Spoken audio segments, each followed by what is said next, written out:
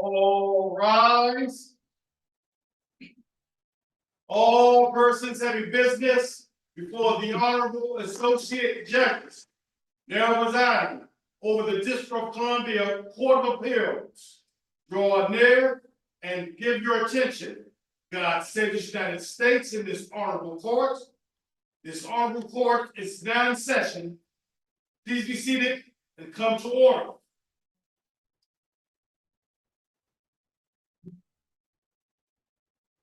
Thank you and good morning, everyone. Welcome to the DC Court of Appeals. We have one argument this morning, which we granted oral argument in off of the summary calendar. It is number 23 CM 433, DEVON Greenfield versus United States. Morning, I'm Richard Goldberg for DEVON Greenfield. I'd like to reserve 5 minutes for rebuttal. Okay. There are a number of places we could start in this case, but I think the best place to start is with Butler. The government has been asking this court to permit arrests and searches for years just based on the smell of drugs. But Butler placed two important limits on that sort of finding. First, it required that the smell of drugs, in that case marijuana, be fresh as opposed to burnt or smoked. And two, it required that the police have the ability to pin the smell directly to a single person, as in the case of a closed space like a car. And here, there was no indication that the smell of PCP was fresh. In fact, Officer Moore testified that the smell of PCP could linger on clothing, for instance, on a cloth backpack, even if the defendant was not smoking PCP himself, he was just near somebody. Does it make sense to apply the freshness requirement that you say is in Butler to PCP? I mean, maybe that was just I think, and also did fresh and Butler mean like fresh as opposed to burnt, which is you're talking about PCP in terms of, you know, it just doesn't really, it's hard to analogize the two of them. I think it's like, you know, fresh, like the leaves, unburned. What is the form of PCP that is that? So there's first in Butler, it does say fresh as opposed to burnt in a footnote at the bottom. Yeah. In this case, the officer testified that that PCP is used by dipping a cigarette into the liquid and then smoked. Now, you're right, he did not testify about the difference between something that was the smell of PCP that was smoked or the smell of PCP that was dissolved in liquid ether. But that tells you that there's just not evidence in the record. There could have been, but there's not evidence in the record that this was fresh, that is in the liquid, as opposed to having been smoked. In addition, Mr. Greenfield was in the middle of a field, and he was not in a closed space as Mr. Butler was.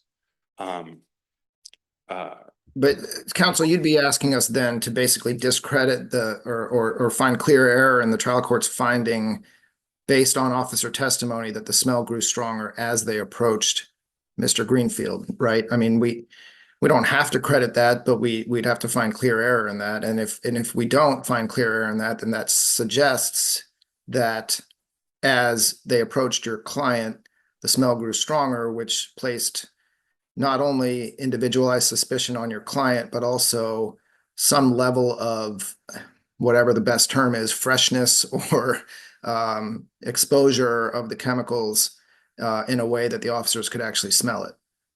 So I don't think you need to find clear error for two reasons. First, the fact that the smell was stronger as they grew closer in an open field does not necessarily tell you that it was him who smelled. As the officer testified in court, the smell of PCP can linger, it can waft and fill a space. Second, so I'm sorry. Well, go ahead. I won't interrupt. And second, I think that's the most important. Oh, yes. I mean, it's one thing to say it can linger in the air. It's quite another thing to say. And also, if it were in the air in one place, it would come off even stronger off of another individual, even if they didn't have any on them. I mean, that seems like a pretty surprising thing, and there's no testimony like that, right? I think that's right. The officer did say that if he had opened the bag, this sealed plastic bag, the smell would sort of fill the room. And there wasn't any testimony about what that would do outside. But I think the freshness is really more important because, I mean, just walk me through it. I mean, first off, we're talking about reasonable articulable suspicion to stop right now. Is that, what umbrella are we even under when you're making this argument? so I think that there are two buckets. There's probable cause to arrest on the smell of PCP, Mhm. and that's what Butler's about. There's also the Terry issue. And I'm happy to talk about the Terry issue as well. Okay, but in either case, we're not right now, we're just talking about whether or not it provides the smell in addition to several other factors, including reports of PCP use in that park, including Mr. Greenfield's reaction upon seeing officers and walking away, including smelling PCP when they get out of their vehicle, and then it growing stronger when they approach him. So your argument is, I just want to make sure I understand it, because it could have been, I guess, already used and attached to his clothing. They didn't have reasonable articulable suspicion to think he had any on him, despite it growing stronger as they got near him. Is that right? Not exactly. Okay. I was talking about probable cause to arrest. That just the smell does not give probable cause to arrest. On the question of reasonable suspicion, as just the initial seizure, I think the video will tell you what happens. They are running from many yards away. They're at most within 40 feet, and they've started to try to stop him. That is a generalized suspicion until they get close enough to actually, I mean, they are acting like they're Fred Flintstone following the pie. And dogs don't even do that.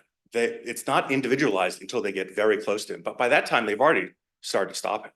Started to stop. I mean, so there's two different ways you can stop somebody, right? It's either through the application of force or it's through the exertion of authority with compliance.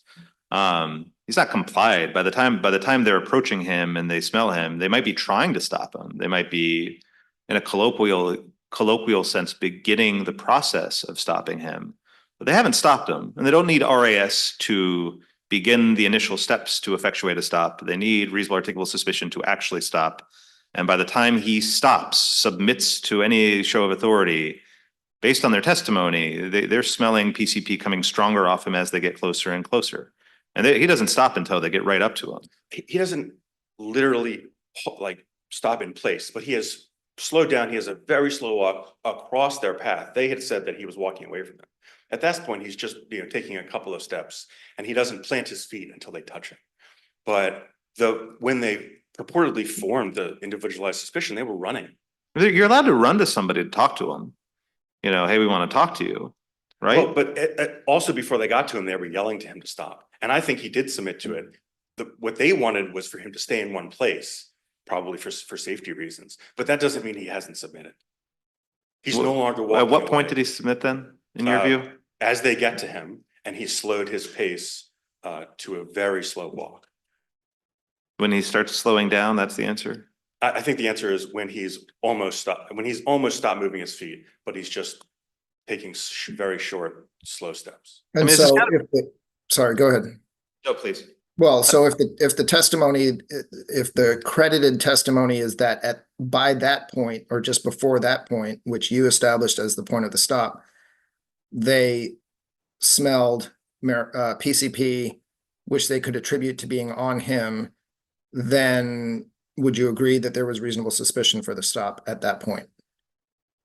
If at the time of the stop, whenever that is, they have smelled the PCP, and they smell it from him, then yes, we can see that that is a Terry stop. But on the issue of probable cause to arrest, once they've stopped him, they don't have, it is true that I don't know the answer to the question that you had asked earlier, Judge Beckwith, whether you can tell the difference between smoked PCP and PCP dissolved in ether. But there's just nothing in the record that says they could, and that's what Butler requires. I mean, Butler is not a case about PCP though. So it's a case about a drug that can be smoked. And the important difference is the court wants to show a difference between just the fact of smelling like potentially already smoked marijuana, and in that case, and marijuana that's still around. And the reason is that the standard for arrest, probable cause to arrest, is that the person has just or is currently committing a crime. And smelling like smoked drugs is not a crime. Being near somebody who smoked drugs is not a crime. And if the police can't show, or if the government can't show that the person wasn't just smelling like he was in a place where drugs were smoked, but had them on himself, can't tell the difference, then I think Butler doesn't permit probable cause. What is your view of the smell is different when the police are just near him, and then when they are opening the bag and the officer testifies, and you can see it on the video, he's saying there's a strong smell. Do you argue that your client did not voluntarily open the bag? Or is So one, we argue that he was that he didn't voluntarily show what was in the bag. He did not open the bag at all to show officers what was in it. He opened it, he reached in, and he pulled out a bottle. He reached in, he pulled out a can. The officer himself got in Can we there just and stop there, because I understand part of Judge Beckwith's question, or at least a question I have, is, are you arguing that was involuntary? Before we get to the officer searching the bag by himself, the part where they open up the bag, where he opens up the bag and shows the bottle of Fireball and the beer, is your argument that that was involuntary? I think that given the fact that there were many officers that were surrounding him, that they were demanding to see what was in the bag, that it was at night, he was alone, a black man in a park, alone with cops who were all armed, that yes, there's a sense of involuntariness when the officer keeps saying, I think you have something, I think you have something. does he do it at their request? Does he open the bag at their request? No, I don't think so. I think, well, they ask him what's in the bag and he shows them. I thought they said, can you show us what's in there or something like that? I would need to check the video to be sure what the words were. So counsel, I mean, I think not to speak for her, maybe I'm getting it wrong, but Judge Beckwith's question, I think seems to go to my question, which is your argument that they didn't have PC to arrest for PCP possession as they approached him has to go in tandem with an argument that it was a non-consensual opening of the bag, because if not, I think we move to a step where the testimony was once he opened the bag, the smell of PCP grew much stronger and was clearly coming from inside the bag. And so that changes the calculus at that point. So am I right that you have to be arguing that there was no consent to open the bag, as well as no PC to arrest for PCP before he opened the bag? So let me make sure I understand your question. If he, the question is isn't whether he opened the bag, but he showed them the stuff in the bag voluntarily. He didn't open the bag for police to see what was in it. It was the officer who got in there and shoved his light in there. Clearly, Mr. Greenfield was just pulling out something, and in order to pull something out, you have to open it. But if that was, I think your question is, if that was voluntary, then did the smell of PCP provide probable cause? And we think the smell of PCP alone doesn't provide probable cause, unless you can also say that it wasn't the smell of burnt, it was fresh. But at that point, even if police have probable cause to arrest, they don't have probable cause to search everything in the bag. And the reason for that is that a search incident to arrest provides police with the ability to search for weapons that a person can grab and for destructible evidence the person could get to. And by the time Mr. Greenfield, by the time the police were searching the bag was several feet from him. 2 officers were holding his hands behind his back. The bag had been opened. Now, the bag is a backpack. Inside the backpack is a small pouch. In order to think that Mr. Greenfield could get to what was in there and therefore police can search all the way in it, you have to think that he could get away from the officers, drop to the ground. No, but this, I mean, this is just a complaint with the search incident to arrest doctrine in toto. I mean, the whole rationale for, I mean, I would, engage in a long argument about how much sense it makes to say that suspects who have handcuffs behind their back, who are handcuffed and have officers around them, whether or not they can really get, whether or not you should be able to search their shirt pocket, right? It doesn't make sense. They're not going to be able to get to that. But you can definitely do that search, right? You can definitely search, you can definitely pat them down. Yep. If this bag is on him, you can definitely search that too. And so your argument is, but not if it's dropped to the ground by his feet. So the argument is twofold. The sense is, the basic thing is this, that in order to search the bag, it has to be within reaching distance at the time of the search. That's what Gantt tells us. I mean, get Gantt's a car search. It is. On its term. I mean, I appreciate what some of the circuits have said, and I appreciate that your argument now, although this was not an argument that was made below, it was not made for the trial court.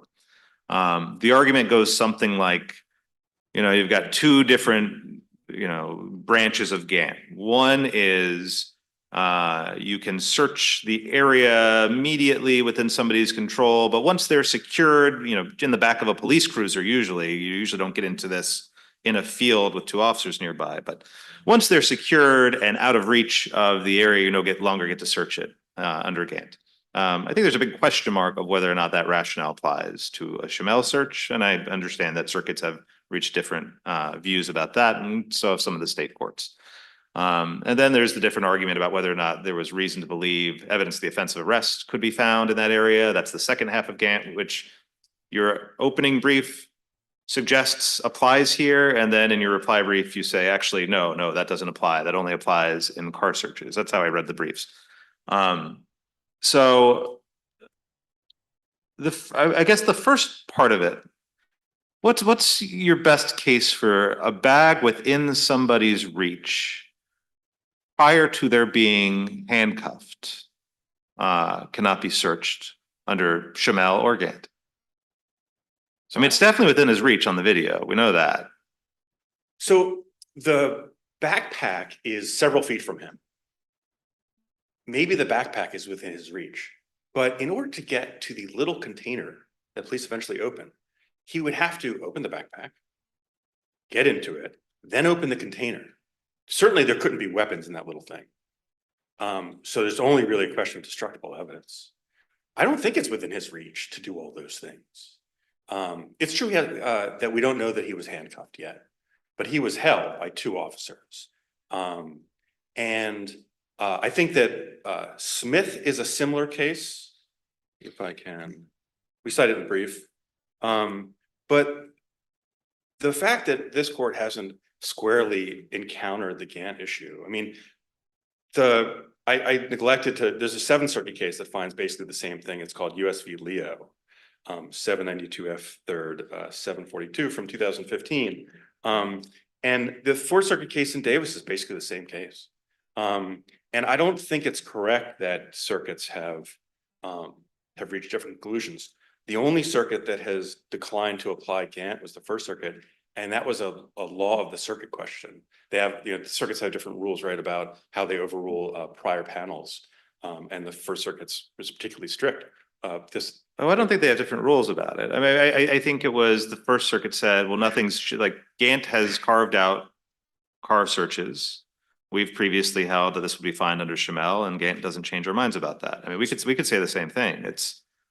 You could. What I mean is that the federal circuits have dealt differently with what to do when Supreme Court case has undermined but not directly overruled a case in that circuit. And I'm pretty sure they do have different rules about how they deal with it. It might be. Ours, which is in Friendak and a number of other cases, here we ask whether the philosophical reasons have been substantially undermined, which is a much weaker test than the First Circuit case, which is essentially whether the panel would have reached the contrary conclusion had they known about that case. Other than the First Circuit, all of the circuits have essentially applied Gantt. Now they've come in those cases, they came to different conclusions about whether the search was good, applying Gantt in the non-vehicle context. But I don't think it's right that the circuits have come to different conclusions, and I don't know about state courts. And when you say applying Gantt, you mean applying the rule that if you're, held, if you can't get to the thing being searched, that's the part of the Gantt that you're Yeah, talking applying the about, right? restrictions of Gantt to the non-vehicle context. And I think it's really very well supported in Schimel. There are whole paragraphs in Schimel that you could read as if they were written in Gantt. But I think whether it applies or not, the harder question is, do you have the facts for it here? Because it seems like, the cases are kind of all over the place, how well it's not in the back seat of a cruiser with cuffs on. These cases kind of are more factually challenging. Yeah, the facts are all over the place. And there's courts will ask things like, could he possibly have gotten to it even if he was held? And that's a factual question. I think that being held by two officers with another officer who has control of the backpack, it is, in one of the cases, the backpack, there was a bag, the government cited, the bag was just sitting, it was a small plastic bag just sitting by the guy's feet. In this case, the officer had taken control of it. And at the time of the search, when he opens the bag, I don't think he can get to what's the small case inside the bag that the officer had when the officer has control of the outside of the bag, and he's being held with his hands behind his back by two officers. Let's see here. So we haven't talked yet about the issue of sufficiency. And I think that's an important issue. The government used the experts, the police expert, to prove that the smell of PCP could be identified. In order to get the expert into the case, the government had to say that the fact finder, the judge, would not know the smell of PCP was readily identifiable. And he said he could identify it from years, decades of work. The officer who testified, not as an expert, although probably the Superior Court would have qualified him if he wanted, would testify that he had training at the police academy and hundreds of arrests and 50 to 60 PCP arrests. And with all that training, as the Superior Court said, he could identify the smell of PCP. None of that was true for Mr. Greenfield. I don't know that anybody here would be able to smell PCP. For instance, those people selling those little bottles. But is your argument that it wasn't PCP, or he didn't know it was PCP because he had it in his bag, right? Is the argument, even though he had it in his bag, he didn't know what it was? Or are you saying no one knows what it was? So there's no evidence that he knew that he could recognize PCP by the smell, which is what they convicted him on. What about just the reasonable inference that people who have vials of PCP secreted in the depths of their backpack know they have PCP secreted in the depths of their backpack? Well, they have to have a reason to know that it's PCP as opposed to something else. In his backpack. I mean, it smells like PCP. So the argument isn't that he doesn't have the vials, that he doesn't know he has the vials. It's that he doesn't know it's PCP. And the police say it smells like PCP. They're well trained. I wouldn't know if it's PCP, if I smell PCP, that it was PCP. Well, I mean, from the descriptions that the police give, you would know it's a pretty offensive aroma. It is kind of antiseptic. It's kind of got a sweetness to it. I don't remember all you wouldn't think it's perfume. How about that? You would think it's perfume. And what other innocent explanation could a fact finder, if you're asking, well, do I have a reasonable doubt that he knew it was PCP? I have all this testimony that he had it in his bag. It rank, like it smelled unpleasant, and people tend not to keep stuff pungent like that stinks in their bag without knowing what it is. I don't know if that's true. People keep acetone, and ether turns out is what PCP then the Maryland Supreme Court has held, that it's actually just PCP is really just drugs and ether. It's the ether that smells. And there are any number of reasons to have a chemical like that in your bag. I don't know what essential oil smelled like. I've never bought one, but I think they're pretty strong. Are they as strong as? Counsel, would you agree that he only had to know that it was a controlled substance? Or did he have to know that it was PCP No, specifically? you're right. He had to know it was a controlled substance. But I don't think that gets anything because the strong odor is supposed to be PCP. I don't think there's any evidence that there's some other controlled substance that smells like that, smells strong. And he has to know that there's a controlled substance and that's what it is. He has to be able to identify it. And there's just no evidence that he would be able to do that as opposed to some other thing. That's that he has in a bag. And, he didn't put on evidence. He didn't have to testify. That was his right. The government was required to put on some evidence that he would know PCP, that he would be able to identify it as at least a controlled substance. There are no further questions. Thank you. We'll give you a few minutes on rebuttal. Thank you. Mr. Sable. Morning. May it please the court, David Sable on behalf of the United States.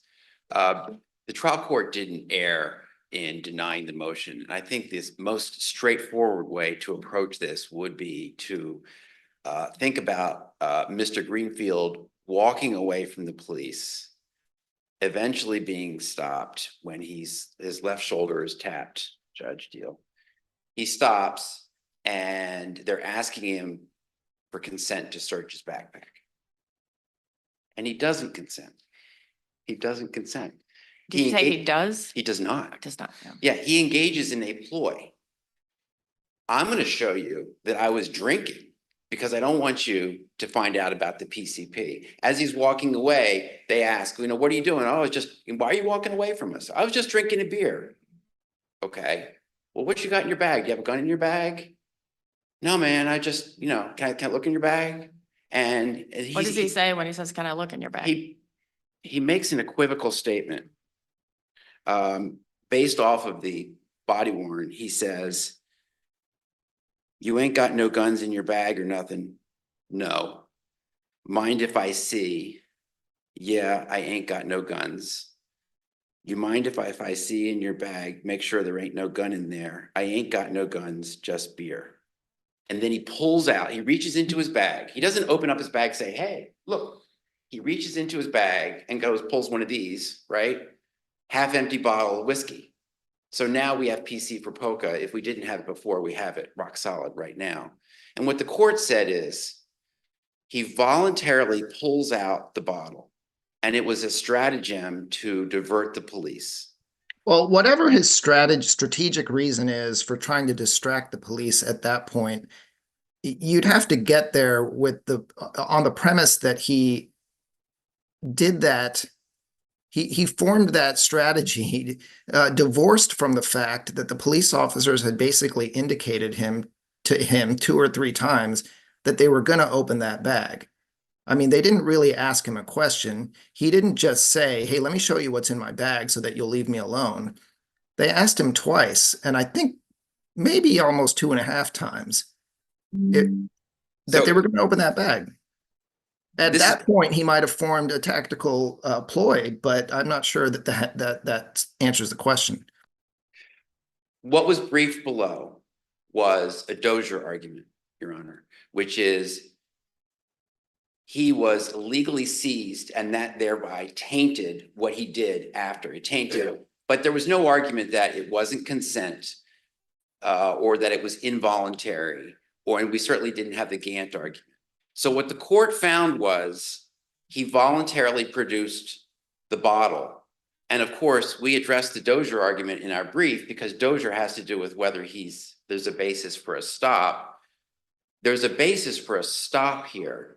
If we were to say that there's an illegal seizure, we would have to say that the police have arrested him without probable cause at the time he pulls out the bottle, which I don't think is a very strong argument. So at that point, he may be thinking, yes, they want to look in my bag, but he engages voluntarily in this maneuver. The court made no findings about consent voluntariness in the non-Dozier voluntariness sense. We don't have any of that because none of that was presented to the court below. The court was not asked to make any of those findings. It was just, did you have a basis for the stop? Did we have a Dozier problem? So the court said, no, we had RAS.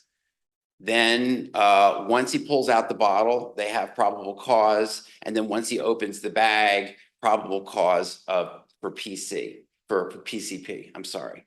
And so there may be some interesting legal issues here, but certainly once he pulls out that bottle, if the bottle is pulled out and the police have not committed an unlawful seizure, at that point, the case is over. And then Well, it's over how? Because at that point, they might have PC to arrest for polka. But how does that lead them to opening the little miniature case? I mean, you'd have to say they had PC at that point for the PCP, I think, right? We do say that, although I'm not sure we have to say that because search incident to arrest under Robinson or Chimmel, those are different flavors, would get them a search of the bag. If you think this has to be a Gantt evidence hunting search, then yes, you would need to be looking for evidence of polka. And my opponent relied on Smith and Taylor, which are Gantt evidence hunting searches in a car, the OtterBox case and the glove box case. I thought he was arguing that. And then on his reply brief, it seems that he's saying, no, this is a Gantt evidence search incident to arrest case, that we should apply that, the first holding of Gantt here. But in any event, once they open the bag, the smell is even stronger. With all the factors, the smell, the evasive behavior, the park, and the hasty exit, all those factors, plus the smell being particularized and individualized to him.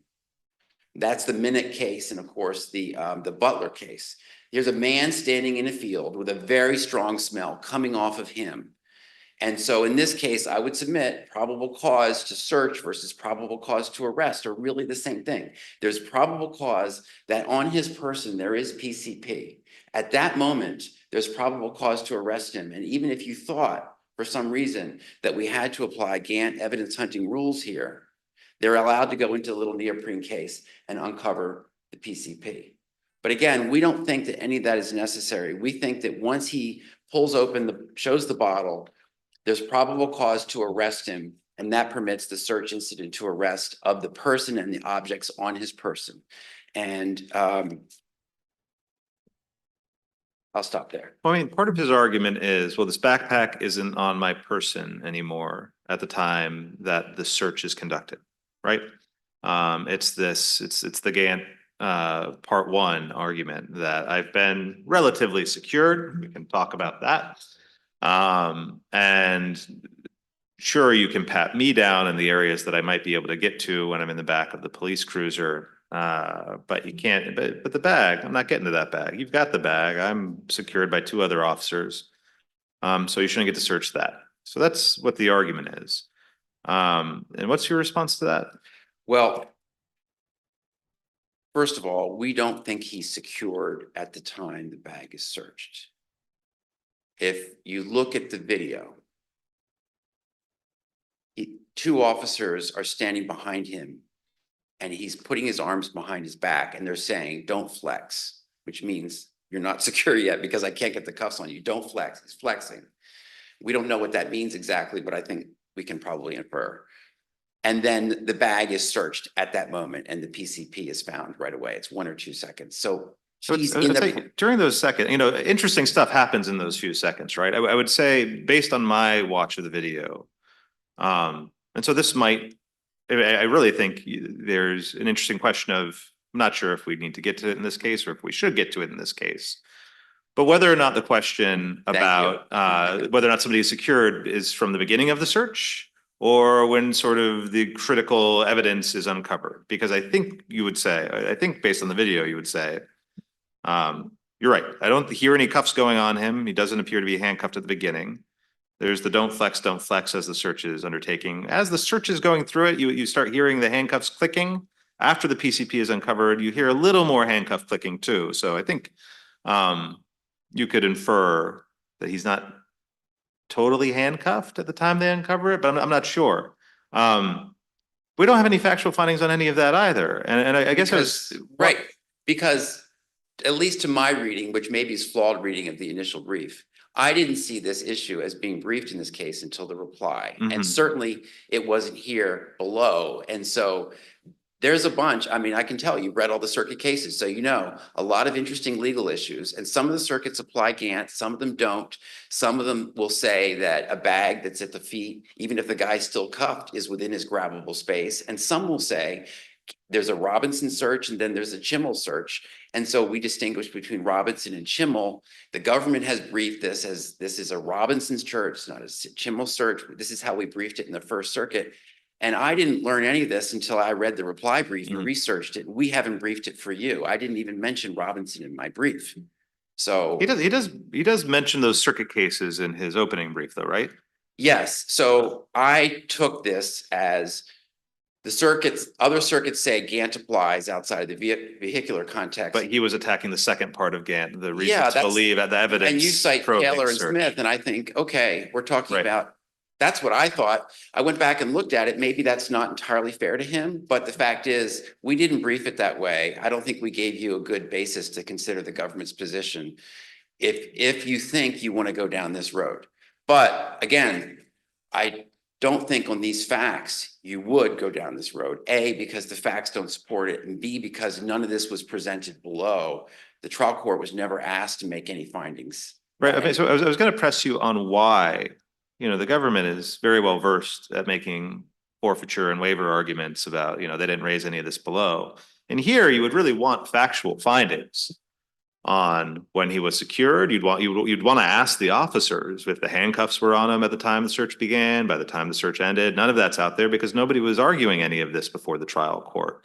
So I take it that, so when I ask, so why haven't you argued that they forfeited or waived this argument before the trial court?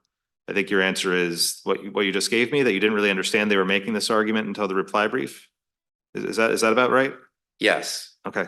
yes. I mean, I'm not sure I did the best job in my brief, so, maybe I should have done a better job at seeing that, but I was similarly confused. I found it to be a pretty significant pivot between the opening brief and the reply brief. well, thank you.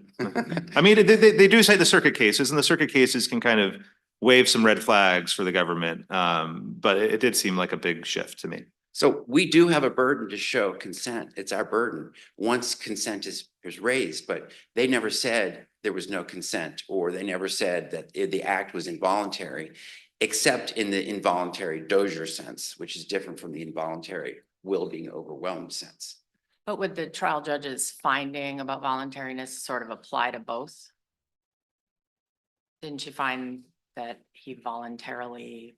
Yes, yes, yes. So, but it's not a consent finding, it's a voluntary, it's not a consent. In fact, what the court found, I think, what the court found is that this was a ploy that he voluntarily engaged in to deceive the police. They'll conceive because we know that probable cause for POCA is going to hurt him almost as much as probable cause for PCP, but nonetheless, that was something that he did. So it's not like we're examining consent. It's a voluntary act that he engaged in. Yeah, can I? And Oh, go ahead. I just wanted to say one thing because I think the word demand got used, police demanded.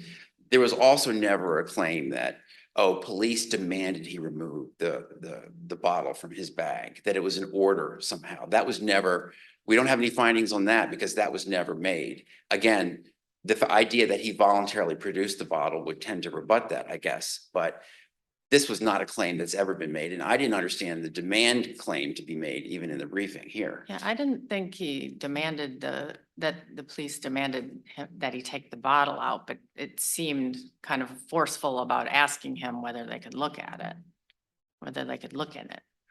I mean, this Repeated. is a scenario that this court has examined many, many times in terms of, Golden, TW, Dozier, is this an illegal seizure arising to a Terry stop without a reasonable articulable suspicion? But here, I don't think there's a strong argument that there was an RAS. So we're in between RAS and arrest. Can I ask you a question about something you said? You said that probable cause to arrest is the same as probable cause to search. Do you know, I mean, Butler says some confusing things about that. How do you, basically Butler seems to say they're different, although I'm not sure to what effect in there. Do you have a thought, maybe this isn't in your mind right now, but a thought about what they're talking about? Well, I read Butler this morning again, and you were on that panel, and Butler talks about that. And other cases, there's a case in the circuit that talks about that, citing some of the same cases that Butler does. But what Butler said, and I thought that was right, was basically if it's particularized to the person, you need a particularized suspicion, probably. So there's a difference between probable cause, a particularized suspicion that there is marijuana in a car versus a particularized suspicion that there's marijuana on the person standing in front of me. And I do see those distinctions, but really, if I'm standing in a field and police are standing next to me, there's nobody thinks that the PCP smell is coming from anywhere else besides me.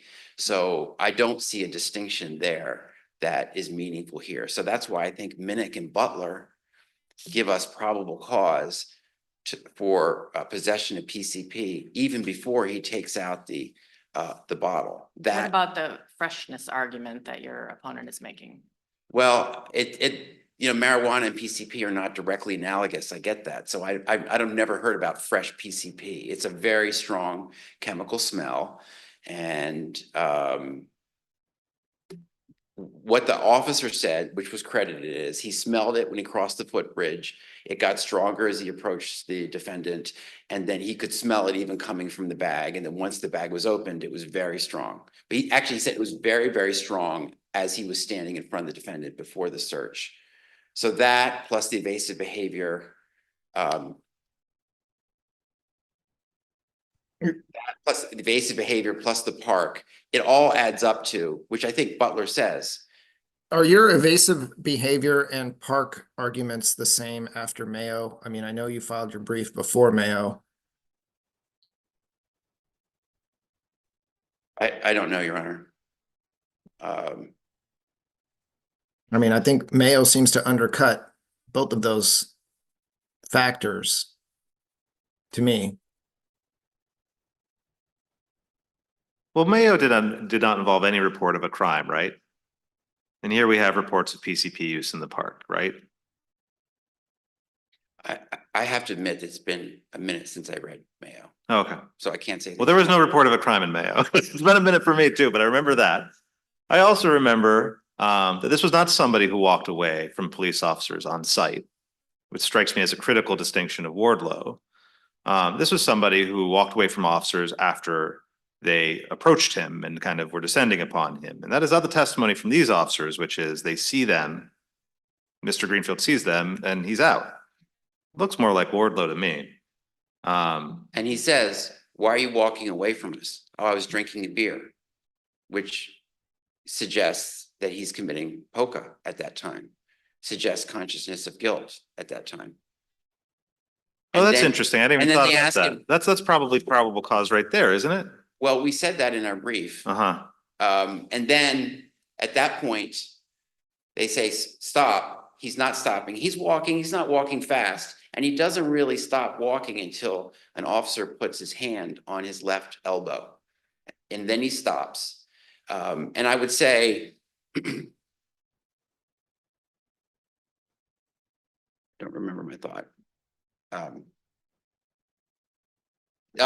The point that Butler made, thank you, was that it's a totality of the circumstances. Do you have particularized suspicion? I don't think it matters, Your Honor, how you get there. We have it here. There are enough factors, we believe, to have probable cause at a couple different stages in this process, and we think that's what permits us to go into the bag. Counsel, can we talk about sufficiency of the evidence? Sure. And can I ask you to tell us what exactly the evidence was that Mr. Greenfield knew that he had a controlled substance in his bag? Well, we start with Rivas, which is, as Judge Deal was talking about, permits an inference that he knew that he had a controlled substance in his bag, that he was on his person. That gives us an inference of knowledge. Well, he knew that the vials were in his bag, but how did he know it was a controlled substance? Well, I still think it permits an inference that it's a controlled substance. I mean, if it were cocaine, if you found cocaine in somebody's pocket and it was in their pocket, would you not infer that they knew it was cocaine? Well, that means in every arrest, in every case involving drug possession, that the knowledge element would be satisfied. That can't be the case. If it's in my pocket, it's a permissible inference, I think, under Rivas. No, the question is not whether you knew that you had it. The question is whether you knew that it was a controlled substance. My understanding is that in most of these cases, the government either puts on evidence from a controlled buy or a cooperator or a CI or prior conduct that gets in through 404B for a permissible purpose that leads to the inference, the permissible inference, that the defendant had experience with this particular controlled substance before. And there's none of that here. I mean, what's to tell us that Mr. Greenfield had, I mean, he knew this stuff was in his bag, but he had no idea what it was. How do we not know that? I'm not saying that's entirely likely, but how do we not know that? Well, the evidence that was marshaled would be, it was on his person permitting the inference.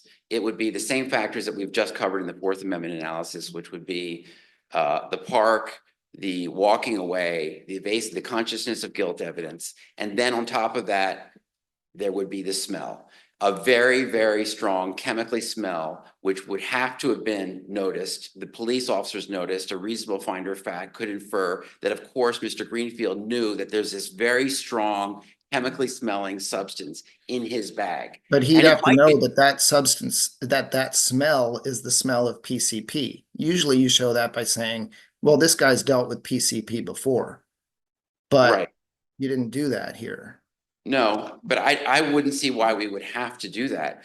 I mean, a reasonable person maybe could say, you know what, maybe he just was walking around with a really smelly thing and was for some reason very uncurious about what it was. I guess you could say that, but we're not required to negate every inference. We're just required to say, I mean, I know you know the standard, but could a reasonable person find beyond a reasonable doubt that he knew it was a controlled substance?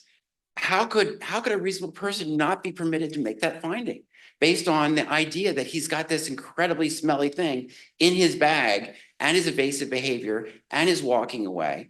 I mean, sure, there might be other inferences. Maybe he's walking away because he doesn't want to get arrested for POCA, except of course, he's giving up the POCA really quickly because he knows the PCP is in there. If we put all that together under the totality, Judge, I really think we've got a lot more than we need.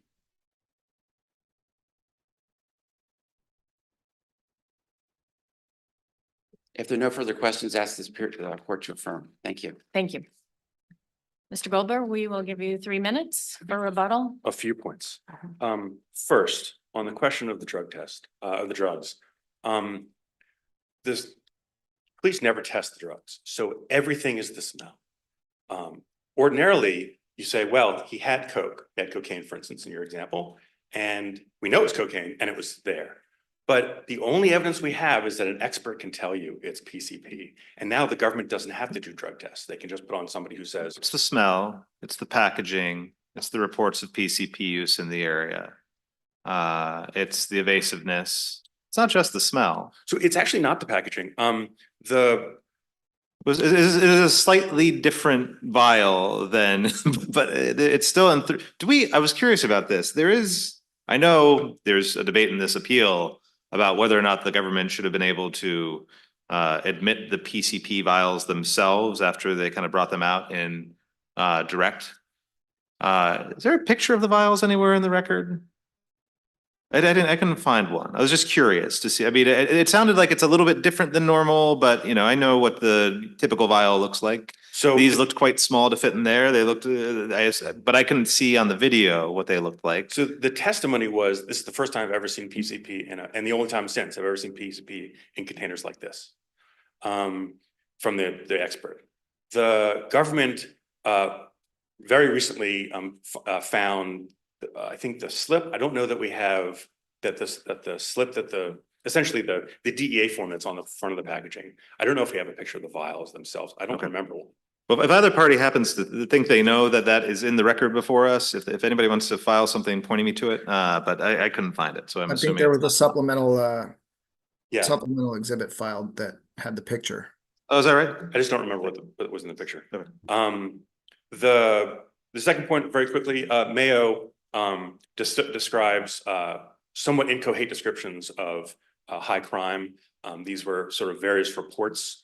It's very similar in this case. They were, as far as we know, anonymous complaints of PCP, and that was it. Sales in the park. That was what the police went on. It was a high crime area. We've had complaints. Nothing that was, no information about the complaints. Were they anonymous? Were they substantiated? Zero. Two quick points more. One, you can harmonize the Gantt prongs in assuming you can't find a weapon, you can't hide a weapon in a small case like that. It does have to be a search for destructible evidence in prong one. Not, prong two is about cars, but even in prong one, it has to be destructible evidence that could be reached in order to do that. And finally, we raised in our opening brief the issue of a dog search. Government says no dog search is required. That is absolutely right. We concede that. But that wasn't really the point. This court now routinely sees cases that were previously unreviewable. The police officer would say, there was consent or whatever, and the trial court accepted, and that was that. And now you review cases because there's video, and the court can see what police officers see, and they can hear what police officers hear. But what the court can't do is smell what officers smell. And if Butler is extended, all it will take is an officer to say, I smell drugs, and they can do the search. And by the way, they can do the search first and make the arrest second. It's essentially carte blanche to do searches that are unreviewable and purely based on the testimony that on the smell of drugs, and the smell of drugs will be enough for the arrest, be enough for the search, be enough for the conviction. You should decline to extend Butler. Thank you. Thank you very much. Thanks to both parties for answering our questions today. The case will be submitted and we are adjourned. All rise.